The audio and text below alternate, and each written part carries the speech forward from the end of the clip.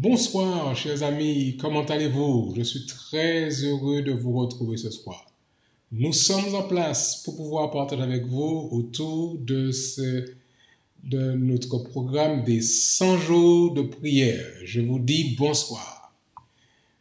Merci de ce que vous êtes là, que vous soyez connectés avec nous. C'est la reprise. Vous savez, nous sommes très heureux d'être là ce soir.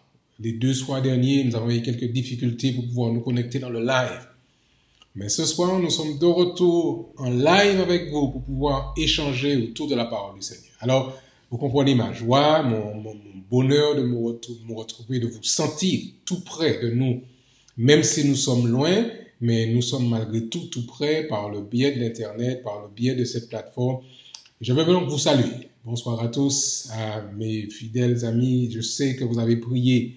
Je vous remercie pour vos prières. Que le nom de l'Éternel soit loué.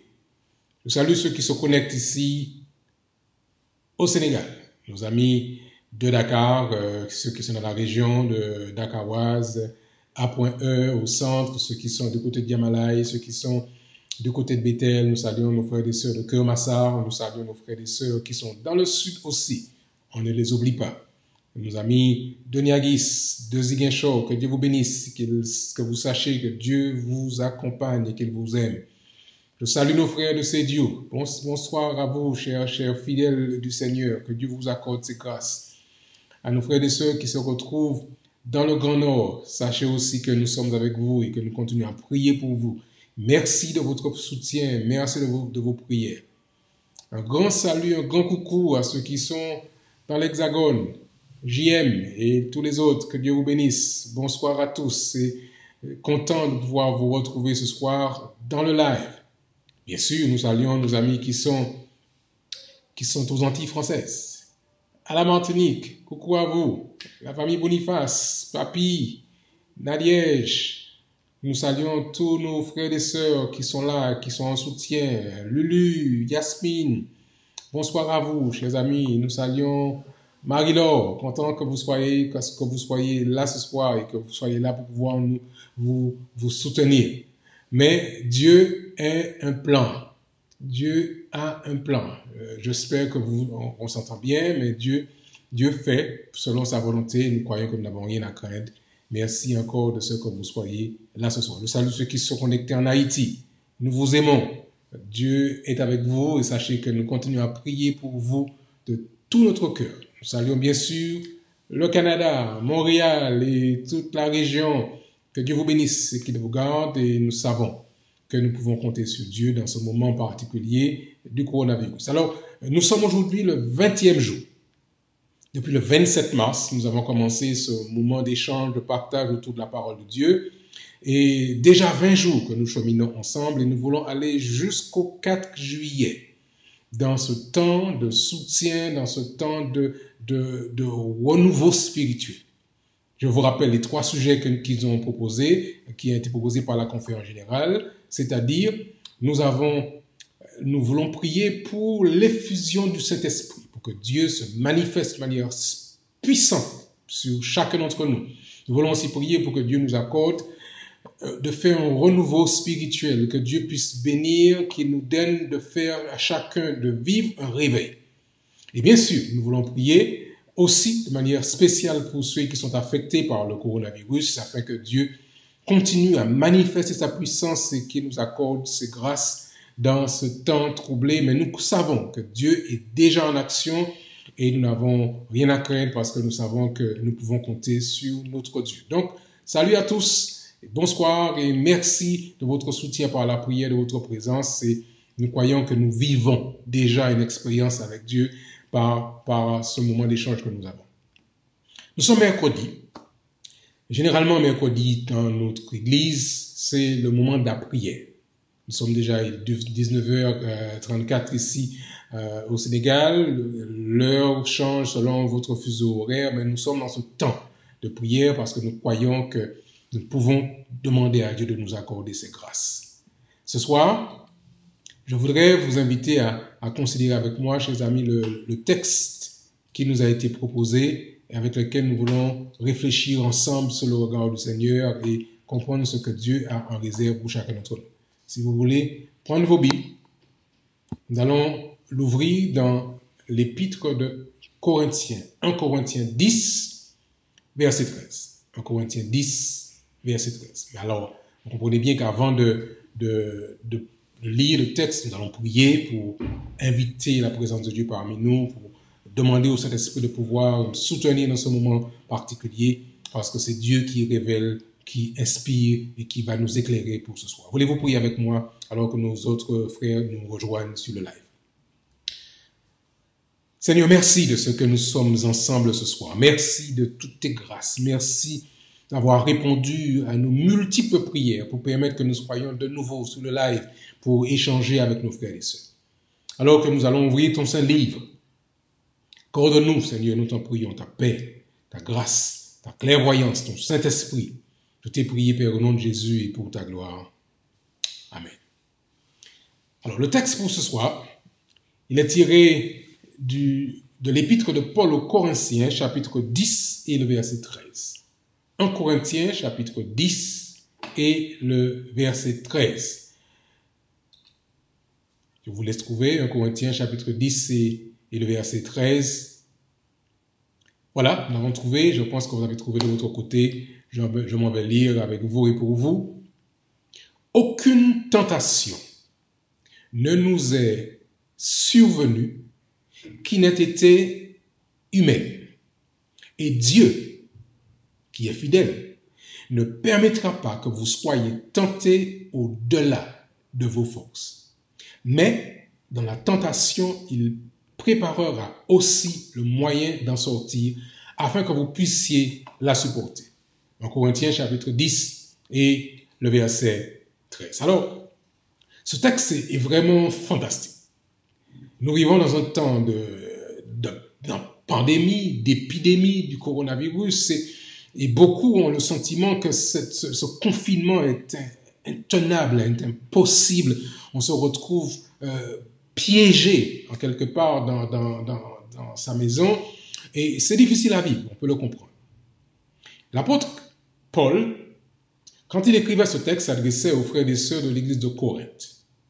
Dans le contexte, il faut comprendre qu'il y avait de grandes difficultés au sein de l'église chrétienne de Corinthe. Il y avait des tensions, il y avait des conflits internes dans l'église, comme peut-être aussi aujourd'hui dans l'église aujourd'hui. Alors l'apôtre qui, dans sa démarche pastorale, va écrire, il va donner des conseils aux frères et sœurs de Corinthe pour pouvoir les aider à gérer, à sortir de ce contexte de conflit, afin que l'évangile soit prêché de manière plus libre, à l'époque où l'apôtre Paul écrivait cet épître aux Corinthiens. Maintenant, nous sommes arrivés en 2021 et nous considérons ce qu'il nous dit et l'application que nous pouvons faire pour vous et moi en lisant ce texte. J'aimerais vous inviter, si vous le voulez bien, chers amis, à considérer les premiers versets du chapitre. Et il dit au verset 6, « Or, ces choses sont arrivées pour nous servir d'exemple, afin que nous n'ayons pas de mauvais désirs comme ils en ont eu. » J'aimerais nous dire, à vous et à moi, chers amis, que Dieu sait ce qu'il fait. Et ce qui se passe sur cette terre n'est pas un hasard. Dieu le permet, Dieu le veut, parce que dans son dessein, il sait comment les choses doivent se passer et il permet qu'elles arrivent pour notre bien. Et or, il disait à nos frères de l'époque, l'apôtre, comme Dieu nous le dit encore ce soir, ces choses sont arrivées, ce coronavirus, tout ce mouvement, la terre qui s'arrête littéralement, sont arrivées pour nous servir d'exemple, afin que nous n'ayons pas de mauvais désirs comme ils l'ont eu. Et puis, écoutez comment l'apôtre Paul continue à exhorter nos frères et sœurs dans les versets qui vont suivre. Verset 7. 1 Corinthiens 10, verset 7. Voilà ce qu'il dit, l'apôtre. « Ne devenez point idolâtres, comme quelques-uns d'eux. Selon qu'il est écrit, le peuple s'assit pour manger et pour boire, puis ils se levèrent pour se divertir. » Voici des choses qui ressemblent tellement à ce qui se passe sur la terre aujourd'hui. Et l'apôtre donnait déjà des conseils à ceux qui étaient là. Il dit, faites attention, Ne nous laissons pas aller dans toutes sortes de débauches. Il dit encore au verset 8, ne nous livrons point à l'impudicité comme quelques-uns d'eux s'y livraient, de sorte qu'il en tomba 23 000 en un seul jour. Dieu sait de quoi il parlait. Ce qu'il disait à l'époque des Corinthiens est encore valable aujourd'hui. Chers amis, Dieu parle pas seulement au monde, mais il parle à son Église, à vous et à moi. Et il dit encore au verset 9, ne tentons point le Seigneur, comme le tentèrent quelques-uns d'eux qui périrent par les serpents. Mes chers amis, j'ai la conviction que Dieu retient encore les vents. Mais il dit, attention, ne prenez pas ce qui se passe à la légère. Dieu est en train de nous envoyer un signal. Et chacun d'entre nous, mes chers amis, frères et sœurs, devons faire attention à ce qui se passe et vivre littéralement ce réveil que Dieu veut nous envoyer. Ne tentons pas le Seigneur comme le tentèrent quelques-uns d'eux qui périrent par les serpents. Ne murmurez point. J'ai l'impression que Dieu entend ce qui se passe dans l'Église aujourd'hui. Ne murmurez point comme murmurèrent quelques-uns d'eux qui périrent par l'exterminateur. Voici le conseil que Dieu nous donne. Nous sommes prompts à nous plaindre. Nous sommes prompts à murmurer, prompts parfois à critiquer. L'apôtre dit, ne murmurez point comme quelques-uns d'eux qui périrent par l'exterminateur. Ces choses leur sont arrivées pour servir d'exemple. Et elles ont été écrites pour notre instruction à nous qui sommes parvenus à la fin des siècles. On ne peut pas trouver de texte plus à propos que cela sur ce qui se passe aujourd'hui. Je le relis, vous permettez, 1 Corinthiens 10, verset 11. Ces choses leur sont arrivées pour servir d'exemple à qui? À vous et à moi. Et elles ont été écrites pour notre instruction à nous qui sommes parvenus à la fin des siècles. Dieu avait voulu que ces paroles parviennent jusqu'à nous. Et puis, le texte pour ce soir. Ainsi donc,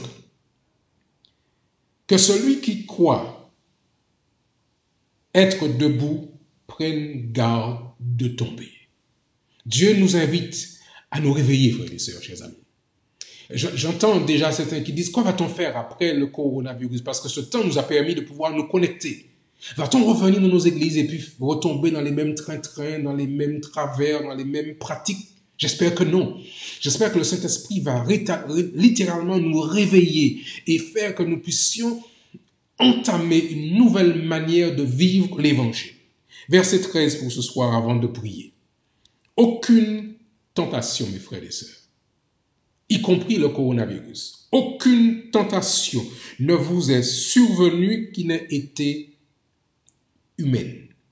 Et Dieu, qui est fidèle, ne permettra pas que vous soyez tentés au-delà de vos forces. Mais, alléluia, mais avec la tentation, il préparera aussi le moyen d'en sortir afin que vous puissiez la supporter. Je voudrais nous inviter, à vous et à moi, frères et sœurs, à ne pas rater cette opportunité de faire une expérience avec Dieu. Nous avons déjà passé 20 jours. Il nous reste 80 jours dans ces 100 jours de prière. Je vous en conjure, mes bien-aimés. Faisons avec Dieu une expérience de renouveau spirituel.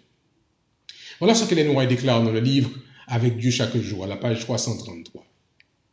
Mais l'ennemi ne s'aventurera pas au-delà de la sphère qui lui était assignée.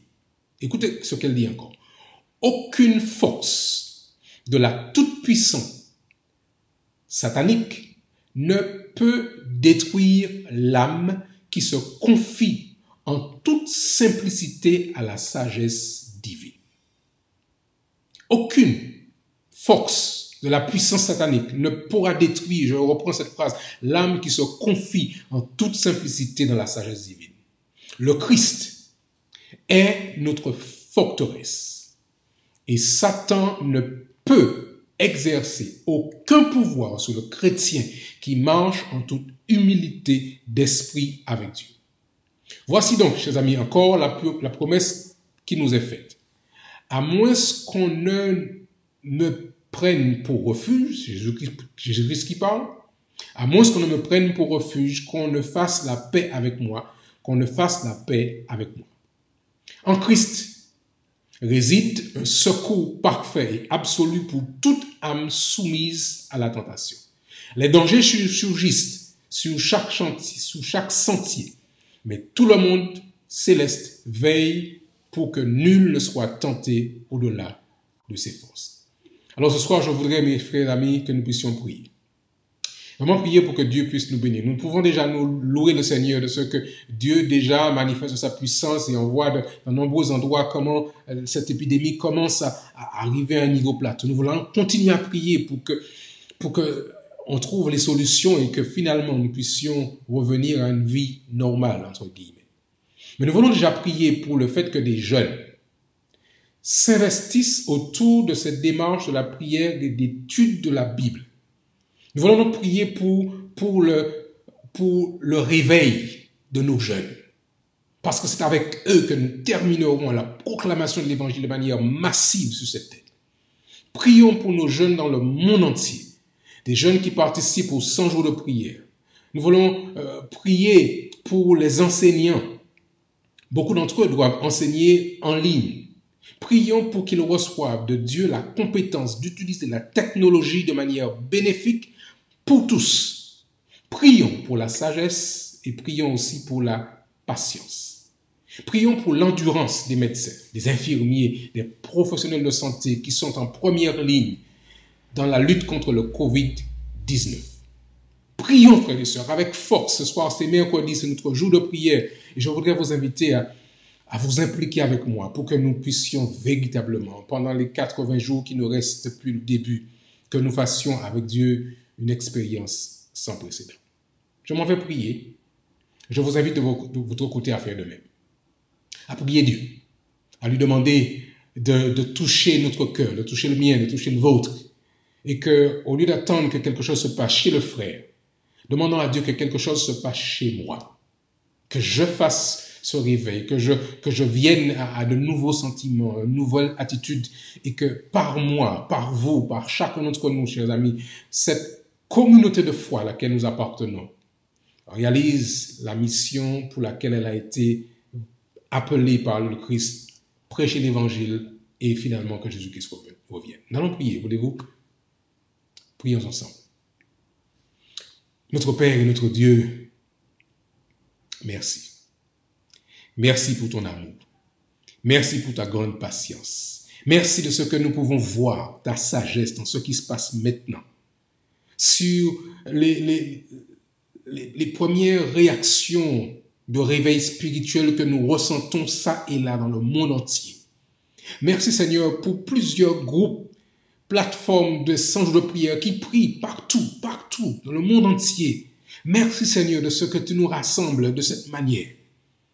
Ne permets pas qu'à la fin de ces 100 jours, nous puissions revenir aux mêmes attitudes, aux mêmes habitudes, aux mêmes vieilles habitudes. Réveille-nous toi-même par ton Esprit Saint. Nous te remercions pour cette jeunesse qui prie. Et nous te demandons, Seigneur, de continuer à bénir ta jeunesse. Ceux que tu as donné cette énergie, cette force, cette capacité de pouvoir bouleverser les choses. Que tu les bénisses de manière spéciale. Et ceux qui sont déjà engagés dans ce mouvement des 100 jours de prière, continue, Seigneur, à les mobiliser, à les fortifier.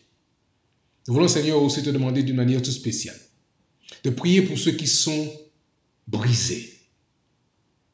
Notre Église a été parfois une Église très dure. Il y a eu beaucoup de conflits, beaucoup de déchirements. Et beaucoup sont désabusés, beaucoup sont fatigués. Seigneur, s'il te plaît, renouvelle les forces. Et tu nous dis que rien de ce qui a été donné n'a été au-delà de nos forces. Mais nous comprenons que parfois certains sont véritablement fatigués. Renouvelle leurs forces. Nous te demandons aussi de renouveler les forces des équipes soignantes. Médecins, infirmiers, infirmières, encadrants, anesthésistes, toute l'équipe, Seigneur, de toute la chaîne, aides-soignants, quel que soit le rôle ou la place de cette personne dans l'équipe, que tu la bénisses. Nous voulons, Seigneur, pendant que nous prions pour l'équipe soignante, te recommander encore notre petit dispensaire à Niagis, le travail qui est fait. Que tu bénisses, Seigneur, cette institution, que tu permettes qu'elle puisse croître et se multiplier et rayonner dans cette zone par le biais du ministère de la Santé. Que tu bénisses, Seigneur, chaque partenaire qui prie avec nous, chaque collaborateur qui prie en cet instant. Reçois, je te prie, Seigneur, les prières qu'ils font monter vers toi. Et déverse sur chacun d'entre nous, cette bénédiction spéciale que tu as prévue pour ton peuple et pour tes enfants.